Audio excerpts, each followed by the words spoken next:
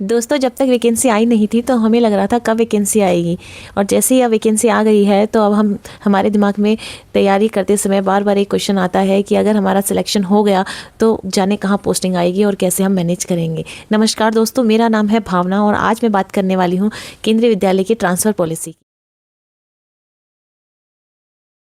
दोस्तों, केंद्रीय विद्यालय की ट्रांसफ़र पॉलिसी जो है उसको जानने से पहले मैं बताना चाहूँगी कि केंद्रीय विद्यालय की ट्रांसफ़र पॉलिसी के बेसिक प्रिंसिपल्स क्या है। केंद्रीय विद्यालय की जो ट्रांसफ़र पॉलिसी थी वो पहले कुछ और थी और 2023 में रिवाइज्ड हुई है। इसमें बहुत कुछ चेंज आया है, वो जानना आपको बहुत ज़रूरी है। केवीएस की जो ट्रांसफ़र पॉलिसी है उसके कुछ बेसिक प्रिंसिपल्स हैं और उसके बेसिक प्रिंसिपल्स में सबसे पहला प्रिंसिपल और मोस्ट इंपॉर्टेंट प्रिंसिपल जो है वो कहता है कि केवीएस अपने कर्मचारियों को कहीं भी ट्रांसफ़र दे सकता है, क्योंकि केंद्रीय विद्यालय सबसे पहले पब्लिक इंटरेस्ट और छात्रों के पढ़ाई को देखते हुए ट्रांसफ़र करता है, तो वो कहीं भी आपको ट्रांसफ़र दे सकता है। इसके लिए आप बिल्कुल ना सोचें कि हमारा ट्रांसफ़र उस जगह हो जहां हम चाहते हैं और वहां क्यों नहीं हुआ।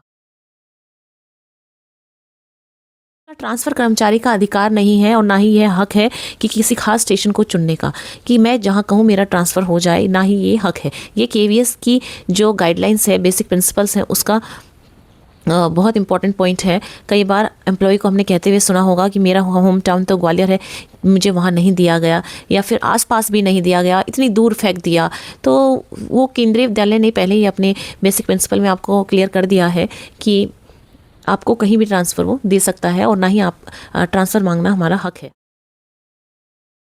और केवीएस कहता है कि जो केंद्रीय विद्यालय के ट्रांसफ़र होंगे वो ऑनलाइन मीडियम से ही होंगे। कहीं ऑफलाइन जाके आप हेडक्वार्टर में जाके फॉर्म नहीं दे देंगे। कहीं भी ट्रांसफ़र आपको लेना होगा, जब आपका टेन्योर पूरा हो जाएगा तो वो प्रॉपर चैनल से ऑनलाइन ही भरे जाएंगे, ऑफलाइन नहीं होंगे। बनाए रखने के लिए इन्होंने टेन्योर 5 ईयर्स रखा है नॉर्मल स्टेशन में, और जो हार्ड स्टेशन है उसके लिए 3 साल रखा है। और जब ज़रूरत पड़ने पर जो नॉर्मल स्टेशन है वो 10 साल बाद 10 साल भी हो सकता है, उसको मैं जल्द ही क्लियर करूँगी। अगर नॉन टीचिंग स्टाफ की बात करें तो नॉन टीचिंग स्टाफ को कम से कम एक बार KVS headquarter, regional office, ZIETs में ट्रांसफ़र लेना बहुत ज़रूरी है, ताकि प्रशासनिक अनुभव उनको हो सके। इसलिए उनका ट्रांसफ़र एक बार इन जगह हो। अधिकार है कि ज़रूरत के हिसाब से कर्मचारी को निश्चित टेन्योर से पहले या बाद में ट्रांसफ़र या डिटेन कर सकता है। ये केंद्रीय विद्यालय का अधिकार है, इसमें हमारा कुछ नहीं चलेगा। अगर बात करें स्पाउस केस की, तो स्पाउस केस में ट्रांसफ़र कैसे होगा। दोस्तों, स्पाउस केस में भी ट्रांसफ़र उसी केस में होगा जहां अपने पर्टिकुलर स्कूल में अप्लाई करना चाहते हैं और आपने फॉर्म भी भरा हुआ है, लेकिन आपका ट्रांसफ़र केवल वहाँ पे अवेलेबिलिटी के बेस में होगा। आपकी वहाँ पे वैकेंसी है या नहीं है, साथ के साथ स्टेशन सीनियरिटी आपकी क्या है, आप एलिजिबल है या नहीं है, तभी आपका ट्रांसफ़र होगा। और आपका स्पाउस गवर्नमेंट जॉब में है या नहीं। प्राइवेट एम्प्लॉय के लिए ये सब चीज़ें नहीं हैं। स्पाउस केस ट्रांसफ़र सिर्फ गवर्नमेंट एम्प्लॉय के लिए ही अप्लाई होता है। डायरेक्ट भर्ती वालों के लिए सामान्य स्टेशन में 5 वर्ष का स्टे अनिवार्य है। जो डायरेक्ट रिक्रूटमेंट से आए हैं उनको पहली पोस्टिंग जहां भी दी गई है उनको 5 साल वहां रहना अनिवार्य है।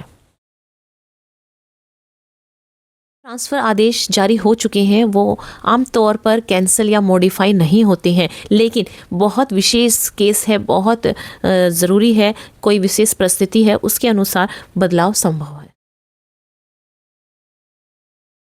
से मार्च के बीच बच्चों की पढ़ाई चलती है तो उस बीच ट्रांसफ़र नहीं होंगे, केवल कुछ विशेष मामलों को छोड़ के।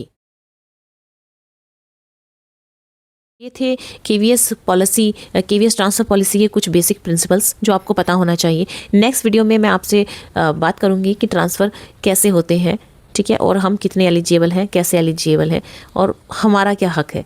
वैसे देखा जाए तो बेसिक प्रिंसिपल को देखते हुए एक एम्प्लॉय का हक उतना नहीं होता है, क्योंकि जब हम किसी डिपार्टमेंट में आ जाते हैं तो पहले पब्लिक इंटरेस्ट की ही बात की जाती है, उसके बाद एम्प्लॉय इंटरेस्ट की बात होती है।